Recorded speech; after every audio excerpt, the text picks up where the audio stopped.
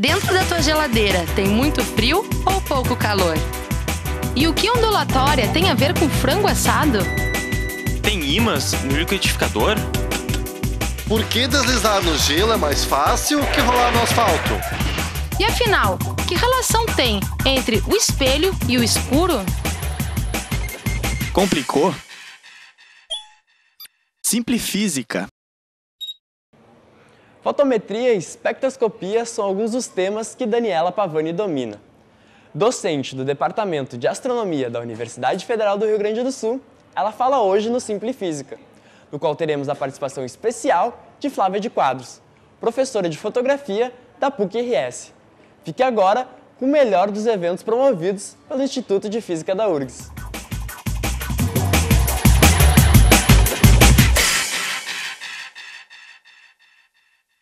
E a gente começa mostrando uma série de fotografias, todas elas obtidas pela Flávia, ela que me passou essas fotografias, e das quais ela vai falar um pouco para nós. E já o desafio para vocês é olharem essas fotos e tentarem imaginar o que as diferencia, o que as aproxima, o que elas têm em comum, o que elas têm de distintas, se a gente consegue identificar isso, né? E a ideia é justamente hoje, à medida em que a Flávia for falando um pouco dessas fotografias e conversando com vocês também, nós identificarmos que fenômenos, né, naturais que a gente consegue explicar através da ciência, uma construção de conhecimento ao longo de muito tempo, para que a gente pudesse explicar vários desses fenômenos, a gente juntar nessa parte artística e expressiva, que é a fotografia e da técnica também, né, com esse entendimento do Sol e da iluminação sobre a superfície da Terra. Eu procurei trazer para vocês fotografias que explorassem a luz como um elemento compositivo preponderante ou bem importante em cada foto. São todas fotos com iluminação natural, não tem nenhum tipo de fonte artificial. E eu procurei dividir nas estações do ano para que a gente possa conversar um pouquinho sobre essas diferenças de percepção. Quem lida com fotografia costuma sempre aprender a observar mais a luz, porque a luz é o que vai modular, né, o volume, as sombras, os contornos, e da maneira como a gente se posiciona em relação ao Sol, a gente vai ter resultados muito diferentes, né, numa mesma composição. Eu estou trazendo primeiro as luzes de inverno, porque eu acabei descobrindo, ao longo da minha trajetória de fotógrafa, que eu prefiro a luz de inverno para fotografar. Quando eu faço externa, é a luz que eu mais gosto, porque acho que a professora Daniela vai poder explicar melhor, os motivos, né? Mas a minha observação empírica me diz que a luz de inverno ela é a luz mais suave e ela dá, ao longo de todo o dia, as sombras muito alongadas na fotografia, que é uma coisa que eu gosto de explorar, que é a questão da sombra. E tem sempre uma diferença menor entre as áreas de luz e as áreas de sombra, que em fotografia a gente chama altas luzes e baixas luzes, né? Aqui mesmo, essa foto farol, isso aqui é uma foto da Lagoa dos Patos. A gente consegue ver que tem detalhe na parte de sombra e detalhe na parte de luz. Se eu tivesse feito essa foto no verão, com certeza eu ia ter que escolher iluminar uma face e deixar a outra completamente na sombra, ou iluminar a área de sombra e aí deixar o branco tomar conta da outra face, né?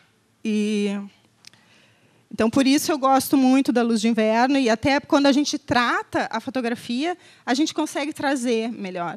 Mas isso é uma preferência minha. Em geral, se vocês forem procurar nos livros sobre fotografia, vocês vão encontrar que a luz de outono é a luz mais propícia para a gente fotografar a paisagem, porque ela tem ainda essa modulação mais suave, mas ela já tem um pouco mais de contraste, né? Porque quanto mais suave a luz, menos contraste ela tem. Quanto mais dura ela for, ou quanto mais intensa, mais ela vai ter contraste. Então, como a fotografia não é como o olho humano, que consegue captar, né, e enxergar detalhe nas áreas de luz e de sombra, a gente tira um proveito expressivo disso pelas escolhas, né? Isso aqui, claro, é um pôr do sol, né, pelo tipo de cor. Mas, mesmo no inverno, a gente tem esse pôr do sol mais dourado, No verão, a gente vai ter um pôr do sol que ele é ainda mais monocromático, né? E a luz de verão é uma luz mais azulada, a gente vai poder ver depois. E no outono, que seria a época clássica para fazer uma foto de pôr do sol, a gente vai ter uma gama maior de cores. Essa eu trouxe mais para mostrar exatamente essa questão da sombra, né? Se a gente vai 10h30, 11 horas da manhã, como foi feita essa foto, numa luz de verão, o sol vai estar quase a pino. A gente não vai ter essa sombra longa lateral numa foto assim. A gente vai ter uma sombra muito próxima dos pés e não vai ter esse desenho, né, que dá uma dramaticidade para a foto, que eu particularmente gosto bastante. Aqui no mesmo dia, isso aqui é a Praia de Tramandaí, a outra foto também. São fotos de registro dessa prática que é a pesca com tarrafa ali no canal. A angulação de luz, geralmente, é o que guia o fotógrafo quando ele está escolhendo. E aqui esse contraluz é o que está dando todo esse brilho na rede, né, que faz destacar. Ó, verão, uma luz muito intensa, a diferença ali, ó, entre a área iluminada e a sombra é completamente preta, a gente não tem nenhum detalhe, né? Isso é uma foto bem próxima do meio-dia. E essa foto também está com bastante tratamento, porque para eu conseguir trazer detalhes no concheiro, essa foto é uma foto do Uruguai, de Cabo Polônio, no Uruguai. Esses detalhes do concheiro eu tive que trazer muito, muito, muito, porque estava branquinho, branquinho, branquinho. Principalmente na sombra, a luz do verão, ela é uma luz que puxa muito para o azul. Então, a gente tem sempre essas luzes mais azuladas, onde seria branco, né? Essa foto aqui, essa modulação, a gente só consegue porque está passando uma nuvem, né? Porque senão não conseguiria. Seria essa areia muito branquinha, nessa intensidade de luz que a gente tem aí. E aqui é um contraluz com neblina, né? Se eu não tivesse essa neblina para suavizar essa luz, para filtrar um pouco essa luz, eu não ia ter aquele contorno de morro que eu estou tendo ali atrás, de modo nenhum. Eu ia ter só quase que preto e branco, ou talvez um preto e um azul muito claro no fundo. E essa foto eu acho que é interessante para a gente falar de perspectiva aérea, que a professora Daniela talvez possa explicar muito melhor do que eu. Existem duas maneiras de representar a perspectiva, né, na arte. Tem a perspectiva monofocular, que é geométrica, né, pelo ponto de fuga, e tem a perspectiva aérea, que é justamente a gente ir acrescentando tons de azul conforme os elementos da paisagem vão se afastando. E essa foto, que é do Cânion das Pedras Brancas, ali, ela mostra muito isso, né? Ela registra bem assim um tom de verde, depois vai ficando mais e mais azulado conforme vai se afastando. Então, acho que são vários aspectos bem legais. Assim, vamos ver se a gente consegue juntar, casar as duas coisas, né? Porque a gente conversou um pouco, a Flávia trouxe algumas fotografias que ela tinha me mostrado, e eu fui pensando nesses aspectos e também nas conversas que nós tivemos, falando a respeito, né, dessa interação e de como explicar. E aí eu não sei se vocês pararam para se dar conta, ou pararam para pensar, né? Uma coisa que às vezes a gente não pensa muito, né? Por que a gente enxerga? Não é? Por que a gente enxerga as coisas e por que a gente consegue ver detalhes, mais detalhes ou menos detalhes, né? A gente só consegue enxergar os objetos, as pessoas, né, as paisagens, porque existe luz. E existe luz que está incidindo sobre esses objetos, porque existem duas opções. Ou um objeto ele produz e emite luz, não é? Ou ele vai refletir a luz. A produção da luz natural, como a Flávia comentou, ela vem do Sol, que é a nossa estrela, a única estrela do nosso sistema solar. A gente tem a luz artificial, que são as lâmpadas, né? E que a gente pode aprender muito sobre as duas coisas. Então, aqui, para nós, nessa interação de verão e inverno, são vários aspectos que estão relacionados, né, que dizem respeito à emissão de luz que vem do Sol, que tem uma série de propriedades, né, e as condições de época do ano que nós estamos e a posição sobre o nosso planeta. Além disso, se a gente for pensar nas cores que a Flávia comentou aqui, sobre o azul, e a gente comentou também que a Flávia já tinha percebido na fotografia, né, como o céu mais azul para altas latitudes e o céu menos azul para baixas latitudes. E muitas vezes, algumas dessas coisas eu nem tinha parado para pensar. Isso é o legal da gente conversar e fazer essa troca, né, de áreas distintas, porque aí tu começa a pensar e fazer a ligação com as coisas que tu conhece e ir atrás, porque a gente não sabe de tudo, né? A gente vai procurando entender. E aí eu fui, inclusive, conversando com os colegas, né, lá no Departamento de Astronomia, levantando esses aspectos, né? E fui me dando conta de coisas que também eu nunca tinha parado para pensar. A gente está acostumado com ondas, né? Aqui o desenho do surfista, que tem a onda do mar, e a luz, que é essa luz que nos chega, seja natural, seja das lâmpadas, né? Ela é um espectro magnético, né? Essa radiação que é emitida pelas estrelas, e a gente usa um modelo para descrever. Isso é importante também a gente destacar, que os fenômenos na natureza acontecem e a gente procura modelos para tentar descrever. Não é que aquilo acontece exatamente dessa forma na natureza. Não é? É a forma como nós encontramos para representar aquilo.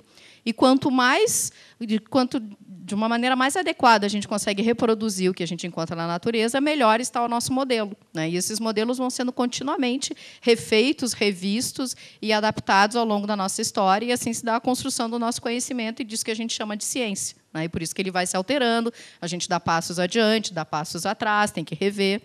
Então, quando a gente vai descrever a luz não é muito fácil da gente tratar. Mas uma das formas que a gente pode tratar nela é quando ela se comporta como uma onda. A gente consegue identificar, por exemplo, os nossos olhos, que são um detector específico, são capazes de identificar um comprimento de onda bem específico que a gente chama de visível, que a gente costuma dizer que é a luz visível, mas todo o espectro é luz. Tá? E as estrelas, elas emitem todos os comprimentos de onda.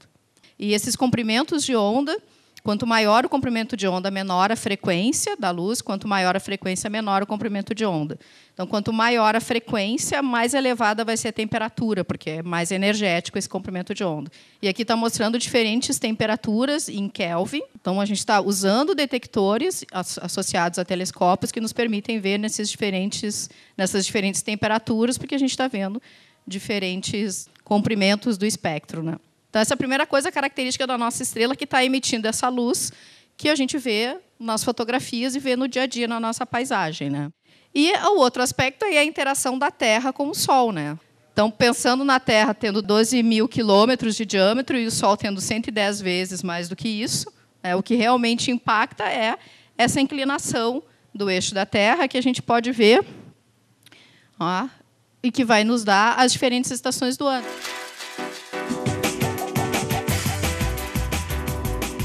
Newton mostrou algo que também vai influenciar na fotografia, junto com esse aspecto de época do ano, né, e de posição nossa sobre a superfície da Terra, que é o fato de que a luz que vem do Sol é uma luz branca, que é uma mistura de várias outras cores.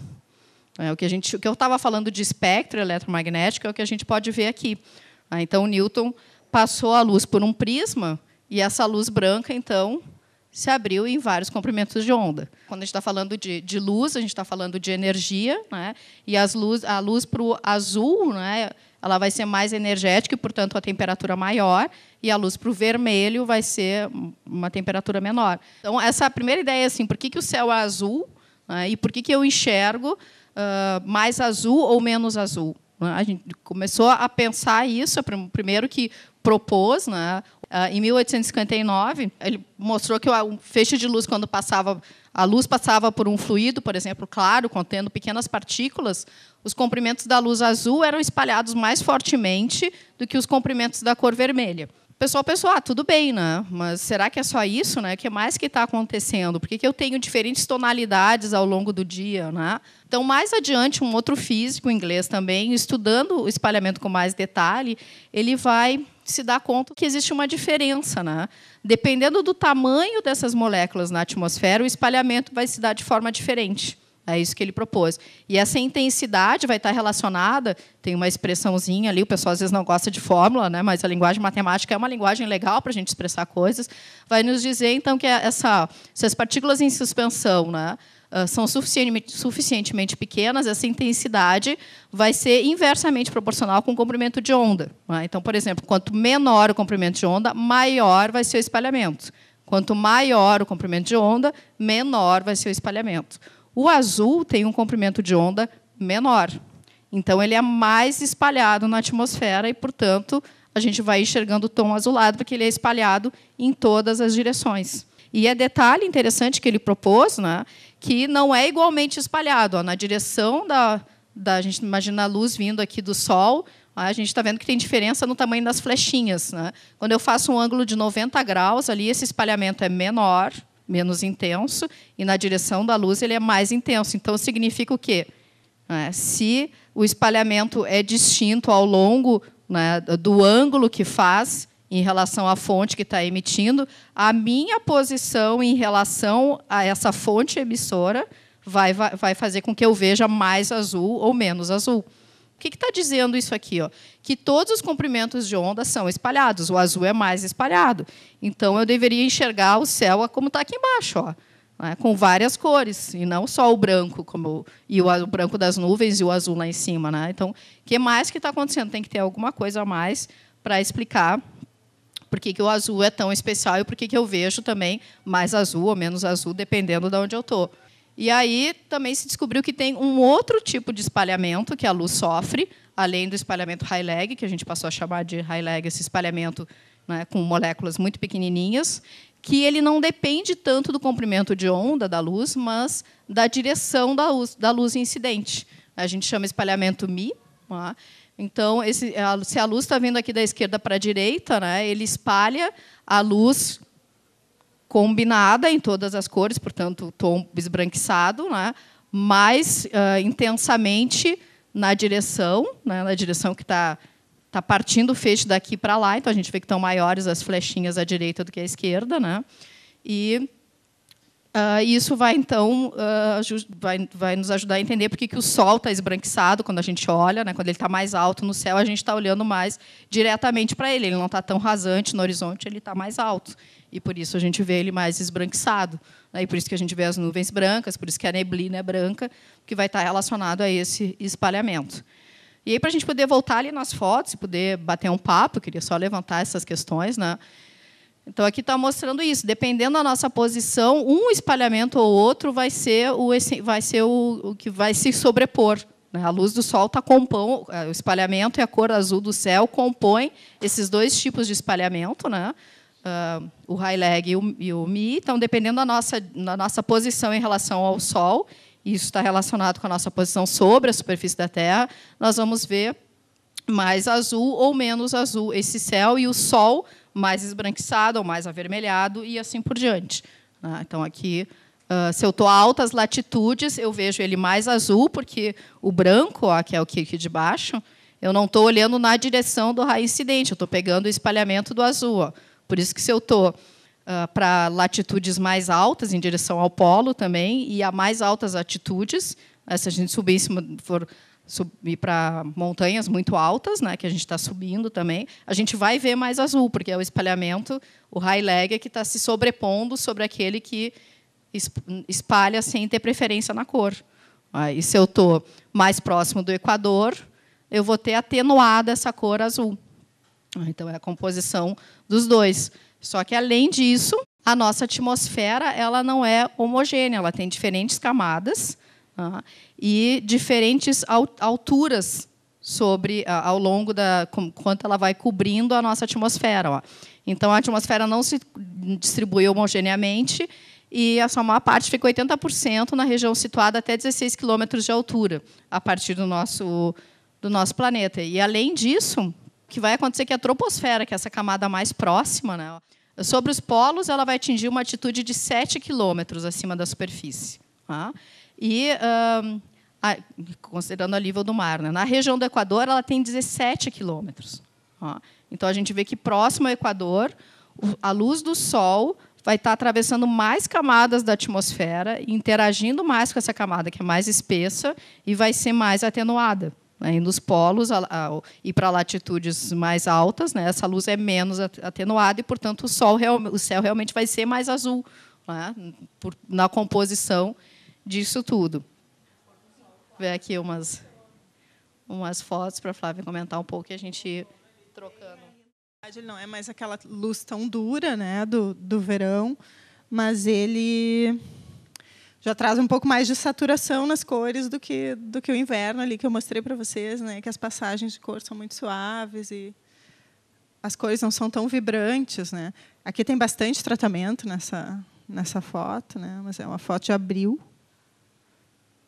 E a luz a gente vê que ela está batendo também bem de frente ali, né. Aqui, então, o contraluz de outono, que ele é quase cinzento, né? Que não é pôr do sol. Ó, essa luz, né, ela é quase que mais pura, assim, se a gente for olhar em termos do branco, né? O branco é mais branco mesmo. Não é tão azulado como no verão, nem tem um amarelado. Essa foto é totalmente sem tratamento. E essa aqui seria a foto clássica de uma luz de outono, assim, saturada e tal, que esse azul também refletido na água, né, tem a ver com a angulação, mas tem a ver com essa época do ano também, que a gente consegue, né, esse azul tão intenso nas águas, que a gente vê que a luz está batendo daqui, né.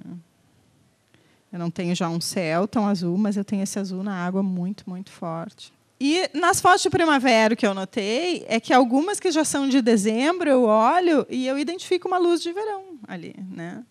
Aqui é outubro, na mesma paisagem aquela que eu mostrei no inverno, essas fotos são de outubro. Olha lá como muda completamente a angulação da luz, né? E olha aqui como eu tenho as sombras bem duras nessa foto, né? E o branco já se espalhando e uma predominância ali de branco, azul e os amarelos já menos intensos. Olha a diferença, né? Para eu conseguir ter detalhe no rosto dele ali, aqui eu já perdi todo o detalhe na pele, né? Onde está incidindo mais direto a luz, porque é uma luz que é mais forte, mais dura, como a gente chama na fotografia, pela intensidade, né? Então, para eu ter alguma gradação, se a gente usa o reflexo, daí a luz está suavizada, né, porque já refletiu, já perdeu um pouco da intensidade, a gente vai conseguir ter alguns resultados diferentes, né. Esse aqui já é mais início ali de dezembro, fim de novembro, início de dezembro, a gente já tem outra gradação de luz.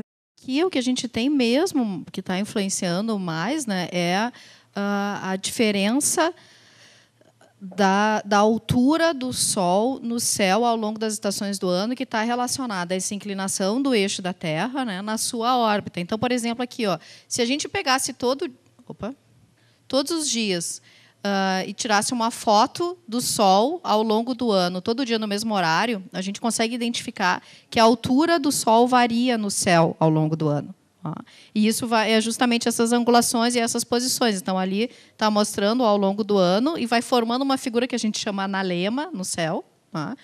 Então, em que eu posso, inclusive, dizer se essa cidade está no hemisfério norte ou no hemisfério sul, se eu souber as datas que essas fotos foram tiradas. Ela forma, parece um infinito, em que a gente vê que um lado é mais comprido do que o outro, e a gente está vendo as diferentes alturas que o Sol chega ao longo do período. Ó, então, aqui só vendo as fotos. Sim, tirando a paisagem, agora de novo com todas elas.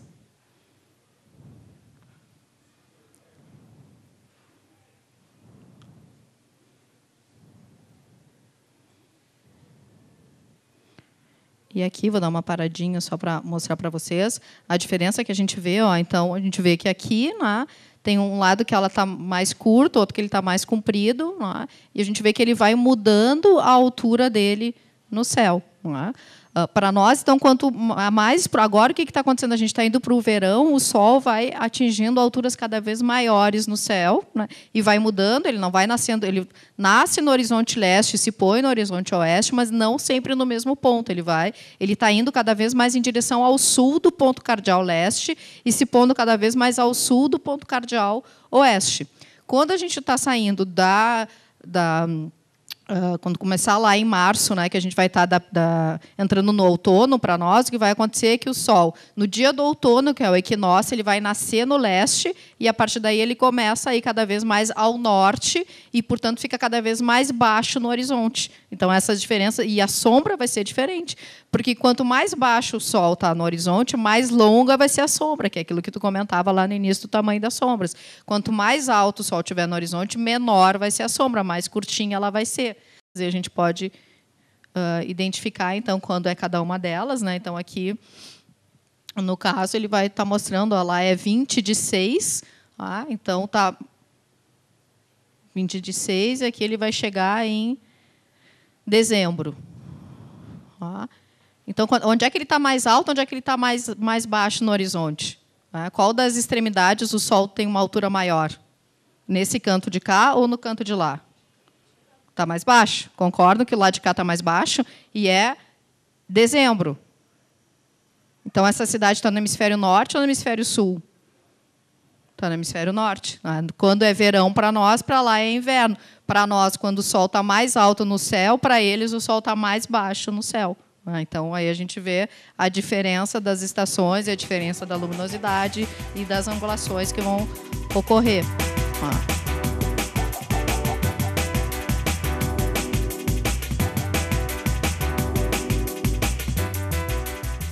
Não sei, aí ficamos à disposição.